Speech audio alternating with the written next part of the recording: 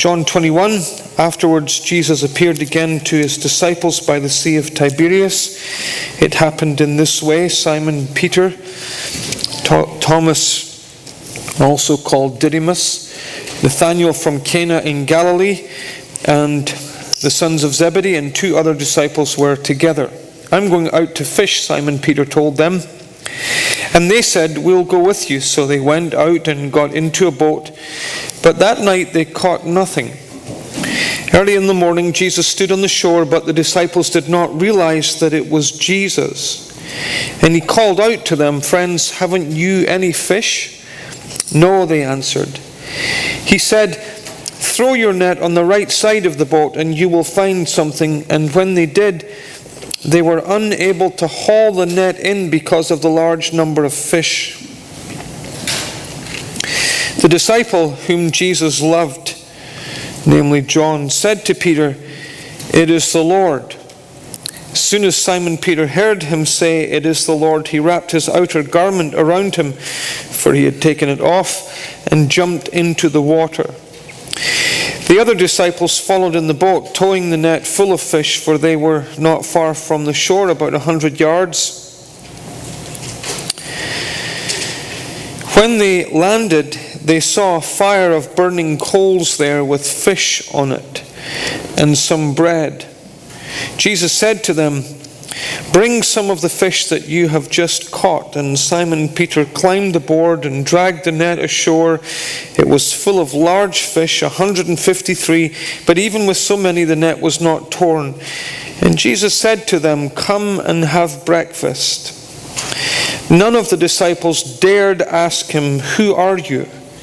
They knew it was the Lord. And Jesus came, he took the bread and gave it to them, and did the same with the fish. This was now the 3rd time that Jesus appeared to his disciples after he had been raised from the dead. When they had finished eating, Jesus said to Simon Peter, "Simon, son of John, do you truly love me more than these?" "Yes, Lord," he said. "You know that I love you." Jesus said, "Feed my lambs." Again Jesus said, "Simon, son of John, do you truly love me?" He answered, "Yes, Lord, you know that I love you." And Jesus said, "Take care of my sheep." The 3rd time he said to him, "Simon, son of John, do you love me?" And Peter was hurt because Jesus had asked him the 3rd time, "Do you love me?" And he said, "Lord, you know everything. You know that I love you." And Jesus said, "Feed my sheep. I tell you the truth, when you were younger, you dressed yourself and went where you wanted.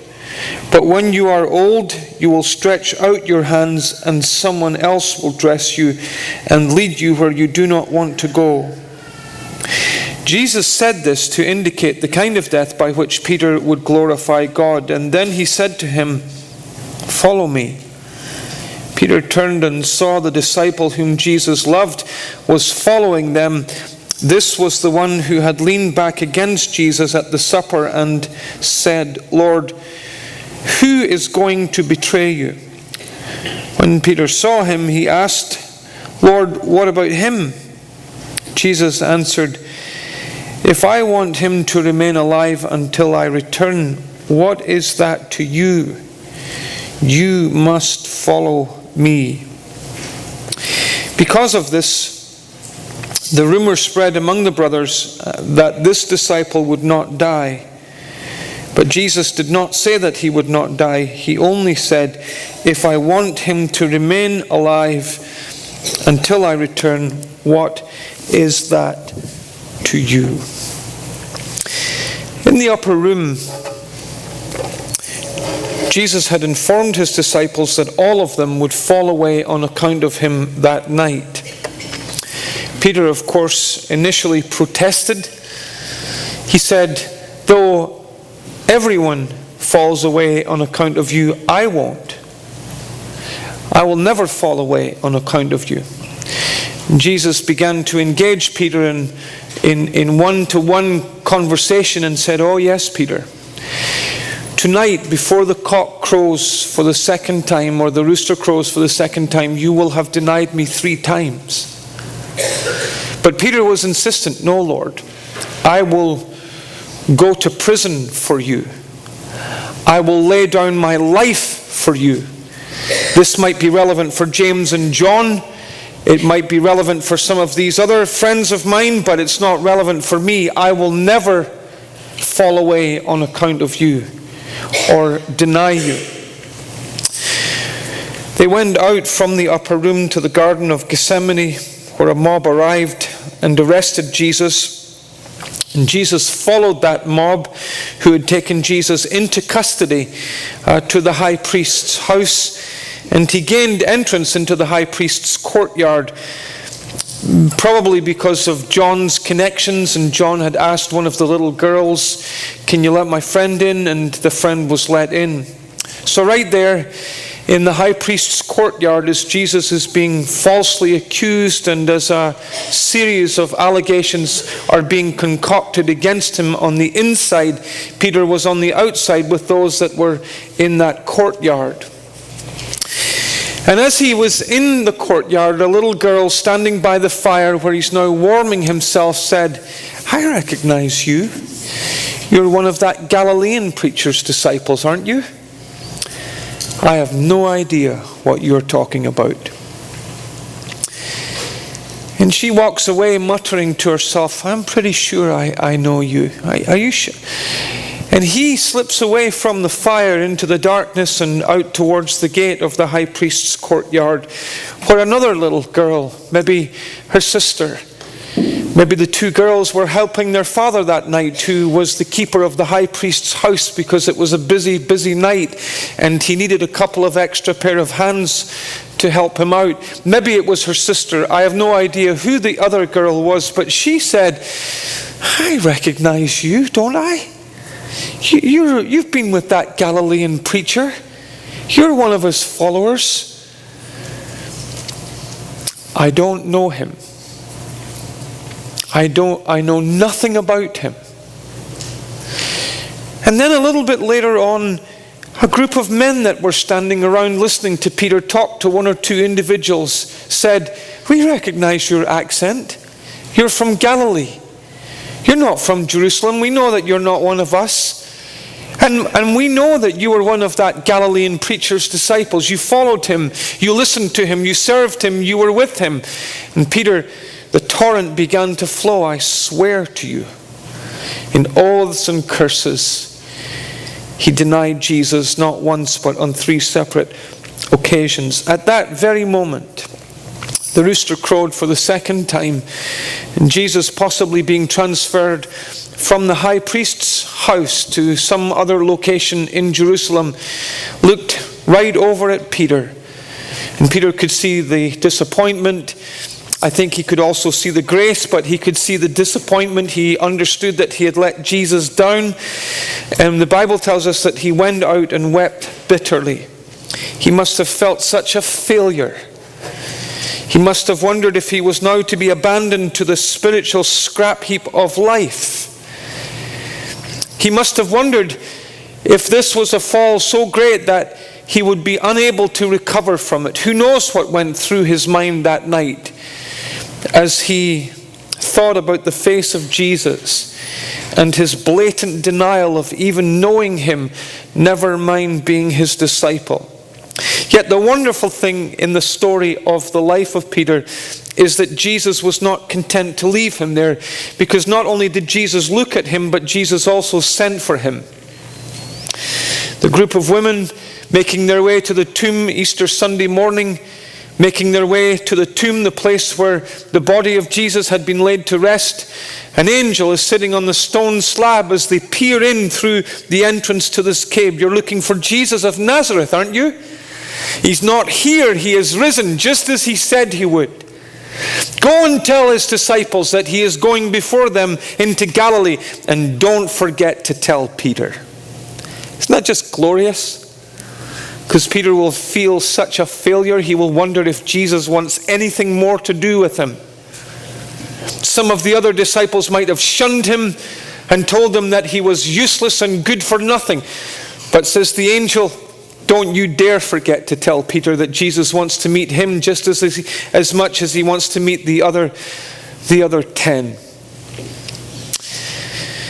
We know from 1 Corinthians chapter 15 verse 5, Luke 24:34, the two on the road to Emmaus run back to Jerusalem.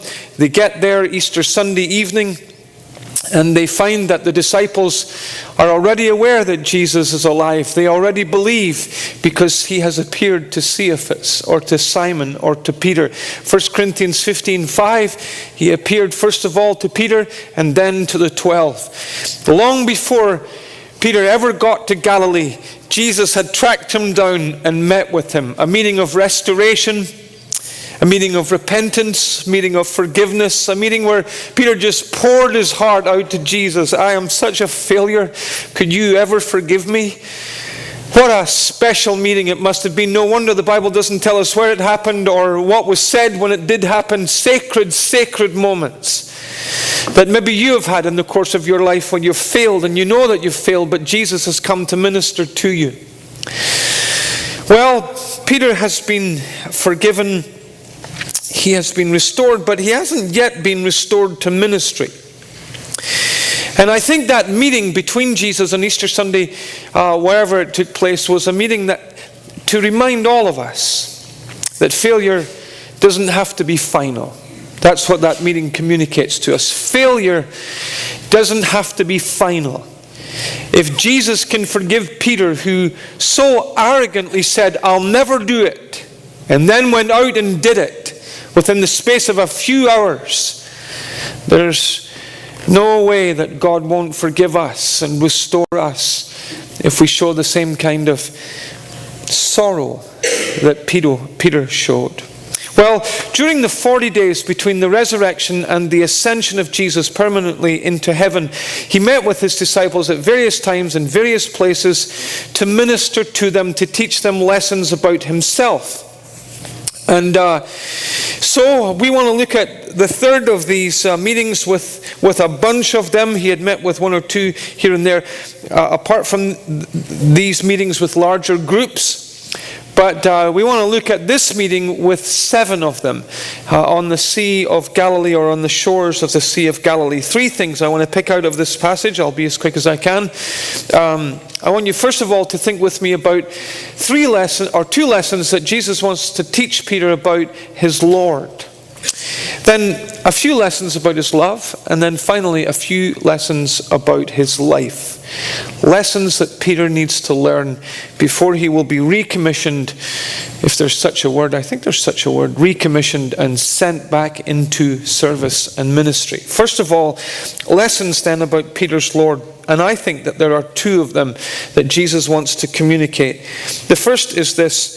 I think Jesus wants Peter to see that he is still sovereign. He is still sovereign. See, Peter, like the rest of the disciples, are a little bit bewildered as to what to make of Jesus. Even though Jesus told them that he would suffer many things at the hands of the chief priests and the elders, that he would be handed over to be crucified, and that he would rise again on the 3rd day, it didn't register with them. It went in one ear and out the other. They just never grasped it for some reason. They were fully anticipating that Jesus would build a great kingdom. The mother of the boys was asking, could one of my boys sit on your right hand side and the other sit on your left? And they were looking for positions of authority in this amazing kingdom. They thought that Jesus would stamp his authority on the world. When he was apparently helplessly dragged off to his death, it devastated them because they never expected it. It was not what they had anticipated. They were devastated as a result of the crucifixion of Jesus. This great messianic hero was now nailed to a cross. When Jesus was alive, it was clear that he was worth following. He was worth serving. It was clear to them that maybe he would be the Messiah. I mean, he was able to stand in a boat and speak to the winds and the waves and the winds and waves would obey him and settle down. He was able to stand outside the tomb of someone that was dead for 4 days and call, "Lazarus, come forth." And then there was the rustling inside, and this mummy came shuffling out of the tomb. He was able to feed a crowd of maybe 15, 20,000, 5,000 men besides women and children. Every man has a wife. 10,000, every couple have a child. There's 15,000 without batting an eyelid. Jesus fed them with a little boy's lunch. He healed the blind. He healed those who were suffering from leprosy. Jesus was a remarkable figure, and it was clear that he was worth following, worth serving, and worth telling people about. But what were they to make of him now? He had been crucified, and even in his resurrected state, he's sometimes here, sometimes he's not here. How could you go out into the world and tell the world about a Jesus who might be here and who might not be here? Oh, come and meet Jesus. Well, I'm not sure. Maybe he'll show up. Well, let's just sit here and wait and see if he comes. It was a little confusing for them. And the lights were not fully switched on as to the significance of the cross yet. That was a process. During this 40-day period, they would begin to understand the significance, the full significance of the cross. What they need is some reassurance about their Lord. That's what they need. They need some reassurance about Jesus, and that's exactly what Jesus provides them with. The disciples had been fishing all night. They come back in and they'd caught nothing. On returning to the shore, there's a stranger there. They don't recognize that it's Jesus. I don't know if they were too far away. I don't think they were too far away. They were only 100 yards away, so they weren't that far away. I wonder if Jesus had veiled his identity. I just don't know the answer to that question. Maybe he had somehow blinded them to his true identity, but they don't know it's Jesus. And stranger asks them that really cutting question when you've been fishing and you've caught nothing. And he says, did you catch any fish? Oh, man, that is painful. No, we didn't catch anything. We didn't catch anything. Well, throw your nets on the right side of the boat. And it made no sense. They're in shallow water.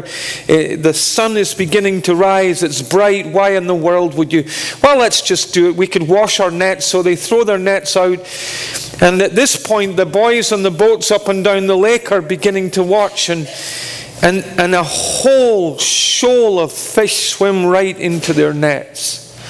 153 huge fish, almost more than they can pull in. And what a great lesson for Peter and the rest of them. Death has not changed me, Peter. Death hasn't changed me, not a scrap. I'm still the same sovereign Lord that I was prior to my crucifixion. I'm still in control of the fish in the sea. I'm still able to meet your every needs. Your every need. I'm still worth serving, still worth following, still worth telling people about. That's what Jesus is teaching them. Jesus is still worth serving, and he is still worth trusting in the 21st century.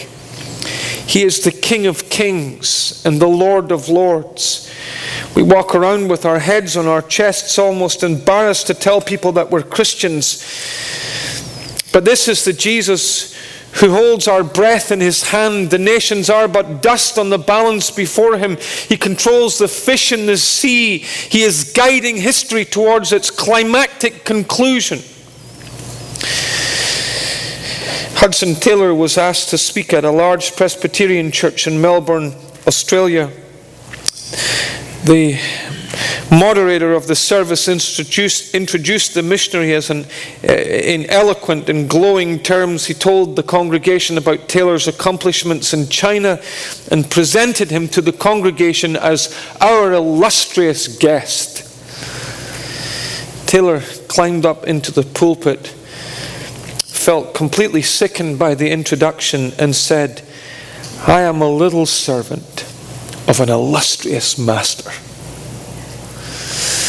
And what I've noticed in the life of Peter is that Jesus again and again gives him a glimpse of his own greatness and glory.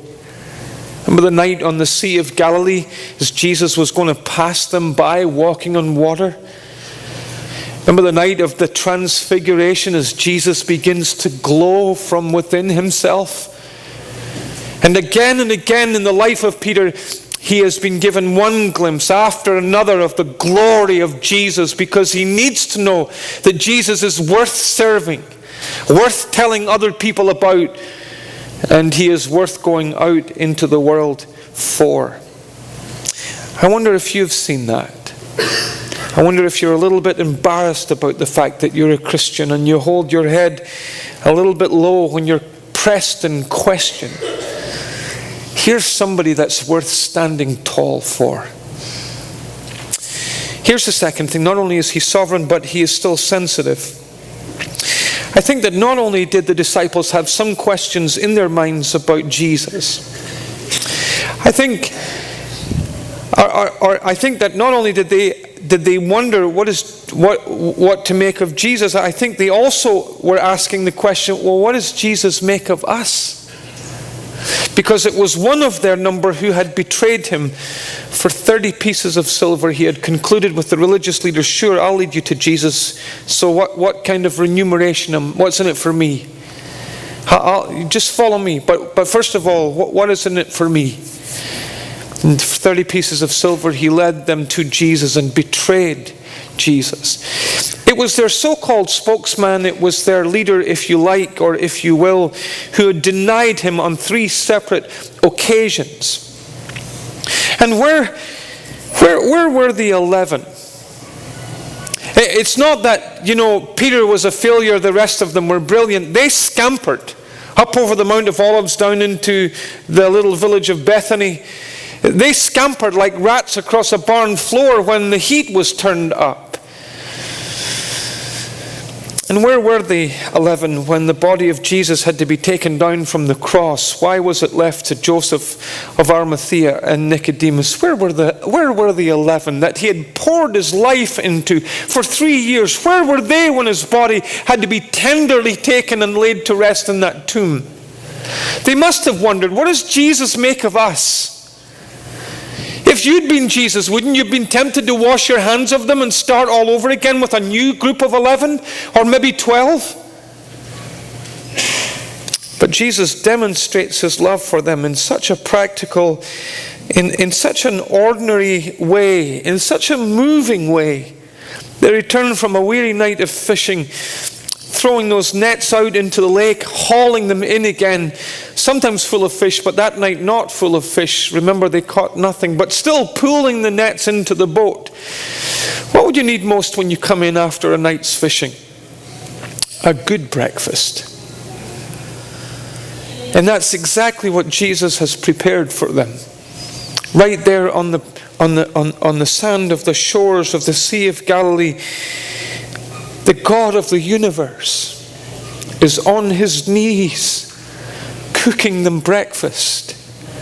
No marmalade and rolls with Jesus. There's cooked fish and other things for these disciples to eat. And it's as if Jesus is saying to his disciples, I know what you need, and I can meet that need. Yes, I come and go from one realm to another. Yes, you might think that I'm some kind of shadowy figure that's detached from the reality of your life, but I'm not. I know what you need, and I can meet that need. And I don't know if you're here today, you can identify a bit with these disciples. In some senses, maybe you're wondering what Jesus makes of you. And Jesus loves you. And as you anticipate the future, I want you to know that Jesus knows what you need and can provide for that need. Here's the second thing I want you to think about. It's lessons about Peter's love. Jesus had set the scene so wonderfully for a probing of Peter's heart. It's around dawn, the changing of the lights. Early in the morning, there's a little charcoal fire burning. Peter's been asked 3 questions. It's bound to have taken him back in his mind to a few nights earlier, where he was around a different fire, asked 3 very different questions, and gave 3 very different answers. Well, Jesus asks Peter this question. First of all, he says, Simon, son of Jonah, or Jonas, do you truly love me more than these? do you love me more than these? Now, what is Jesus asking when he says, do you love me more than these? Is he asking, do you love me more than these fishing boats and this fishing net? Do you love me more than your fishing business? Am I still the passion of your heart, Peter? Am I still number one? Am I still your absolute priority, or have other things taken my place? And it's a great question to wrestle with as you journey through life, isn't it? As you acquire all kinds of things like a home and a car and a wife and a family and a career. It's a great thing to stop and just ask yourself once in a while, is Jesus still the passion of my life? Or do I need to come and re-surrender and commit myself to him? But I don't think that is the question that Jesus is asking Peter. I think the question that Jesus is asking Peter is this: you still say you love me more than these other disciples? Because a few nights earlier he had arrogantly stood up in that upper room and said, though all men deny you, I won't. These guys might, but not me. He thought he was impregnable, Mr. Super Spiritual, the double S stamped on his breastbone. I think Jesus is asking him, you see, now that you're not so super spiritual, is your bubble of pride been burst yet? Can you see that you're grace dependent for survival? Are you still in love with yourself, Peter? Still prepared to say you love me more than these? Peter's bubble of pride had been burst. He realizes that he is not the super spiritual hero that he thought he was. And he would be the better for learning this lesson. He was a little bit like Murray McShane, who said that he could see the seeds of the sins of every man lurking in his heart. He had reached that place, and it's a great place to reach, where you're grace dependent, where you're not in love with yourself. Where have I gone wrong? What would I have ever done wrong? Where you see that, yes, that's probably true of me. And when you're crying out for grace to sustain you. Then Jesus asks him a second question. All right, Peter, I'm not asking you, do you love me more than these? I'm just asking you a straightforward question. Just asking you, do you love me? Do you love me?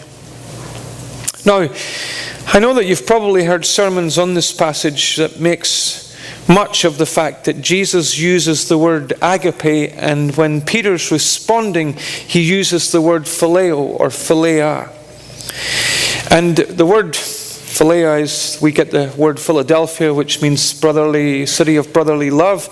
Jesus uses this high and lofty term, agape, and that Peter won't use it when he's replying. I actually think that that is an exegetical fallacy. For this reason, I think that the words agape and phileo are used interchangeably throughout the scriptures, and I don't think that agape is as lofty a term as we sometimes make it out to be, because in 2 Samuel chapter 13, I think it's verse 14, and right throughout that passage, the word agape is used of Amnon's love of Tamar. And we know about Amnon's love of Tamar. He was consumed with lust for her. And we know what that lust resulted in. So I don't think that the word agape is as lofty a term as we sometimes think. You know what I think? I think that Jesus is just asking Peter a straightforward question.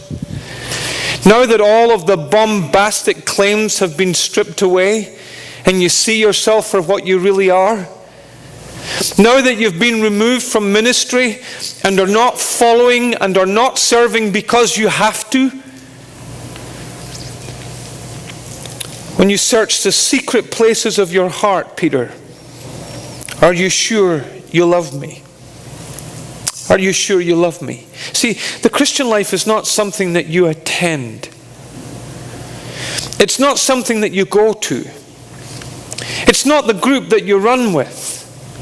At its heart, the Christian life is a relationship with Jesus. It's an appreciation of all that he has done for you on the cross. It's a love for him. It's a delight in him. It's a desire to see him exalted and extolled and lifted up. I get a chance to roam around from place to place, and I'm always conscious that as I move from this meeting to that meeting, as I meet Christians, I see that lots of people run with the right crowd. They say the right things, they use the right lingo, they have all the phrases off pat, whether it's the old-fashioned phrases like redemption and saved in the blood, or the new phrases like missional, intentional, and impact. They've got all that lingo. But I wonder if underneath the surface there's any real love relationship with Jesus. And I think that Jesus is just asking Peter a simple question. Now that you see yourself for what you really are, you sure you love me? Do you love Jesus? Do you love to talk to him? Do you love to read about him? Is it your joy to serve him? Do you love to see him lifted up in the company of others? I fear that there might be lots of people who are living bereft of a real love relationship with Jesus. Well, here's the third question. Jesus asks Peter, do you love me not just once, twice, but 3 times? Simon, son of John, do you love me? Third time. Peter's hurt by this. He's hurt that Jesus should ask him 3 times, do you love me? But he sticks to his guns. Lord, you know everything. You know everything that there is to know. You are the omniscient one. You know what's in my heart. And I might be a failure. And I might have denied you. But in my heart, I love you. And you know that. You heard me weep and sob when I saw the disappointment in your face. You know that I love you. I think that Jesus is asking Peter this question 3 times for a number of reasons. Let me give you two of them. One, I think that Jesus wants to eclipse the memory of a previous failure. Because every time that Satan would come and whisper into his ear, you are a failure, Peter. You denied Jesus 3 times. Don't forget it. I think his mind would immediately go to this occasion when he owned his love for Jesus 3 times. And I think Jesus wanted to eclipse the memory of that past failure, wanted to give him something to camp on. Rather than camping on the failure, camping on the positive. And the second reason I think that Jesus asks him this question 3 times is because he wants to save Peter from a life of second-guessing himself. Am I just another Judas Iscariot? Putting on a show? Nothing real? Am I just another Judas Iscariot? Man, that question would haunt him year after year. Jesus wants him to search deep and to resolve this issue now and forever. Do you love me, Peter? Do you love me? And so the question for you and for me is, do we love Jesus? Do we love Jesus? Do you love Jesus? I'm not asking you if you've got the right lingo. I'm not asking you if you wear the right clothes. I'm not asking you if you show up in the right crowd. Just asking you, do you love Jesus? Do you love talking to him? Do you appreciate this, overwhelmed as you think of all that he has done for you? Do you enjoy reading about him? Do you just delight to tell others about him? Is Jesus the passion of your life? Because that's what the Christian life is. If Jesus is not the passion of your life, I invite you to fall in love with him again today, before this service is through. 2 quick things and then we're done and the food is calling. Peter's life. First of all, his calling. Jesus says to Peter, do you love me? Peter says, you know that I love you. Jesus says, well then feed my sheep. Feed my lambs, tend my sheep, and feed my sheep. And it's almost like Jesus is saying to Peter, listen, you've got off track a little bit, haven't you? Didn't I call you 2.5 years ago to leave your fishing boat and fishing nets and fish for men? Didn't I say, come and follow me, and I will make you a fisher of men? What in the world are you fishing for fish again for? And if I'm really number one in your life, if I'm really the passion of your life, then why don't you pick up where you left off and get on with the tasks that I called you to, like ministering to my people? Isn't that the job of a pastor? And Peter would become a pastor. He would write letters to them, to the Christians that were scattered abroad because of persecution, to really care for God's people, to feed them and to care for them spiritually. It's almost like Jesus is saying, so Peter, it's time for you to pick up where you left off. I wonder if God called you to things in the past, and you knew that God was speaking to you, and somehow you left off with those things and you're not doing them anymore. And I wonder if Jesus is saying to you this morning, I want you to go back and pick up where you left off. Remember what I called you to do? Why did you stop doing it? Is it time for you to pick up where you left off? I wonder what God's will is for your life. God's will for Peter's life was not to fish for fish, important as that might be, witnessing to fellow fishermen on the Sea of Galilee. But that wasn't God's will for Peter's life. Jesus had something more for Peter, something different for Peter. What has Jesus got for you? I look around this room, I see so much potential. Missionaries, pastors, evangelists, children's workers. What does God have for you? Here's the last thing. It's lessons not just about his calling, but his dying. Jesus is walking with Peter, and he says to Peter, when you were young, you were able to dress yourself and go wherever you wanted to go. But when you're old, you know what's going to happen? They're going to put clothes on you and lead you where you don't want to go. Jesus was predicting that he would die a martyr's death. And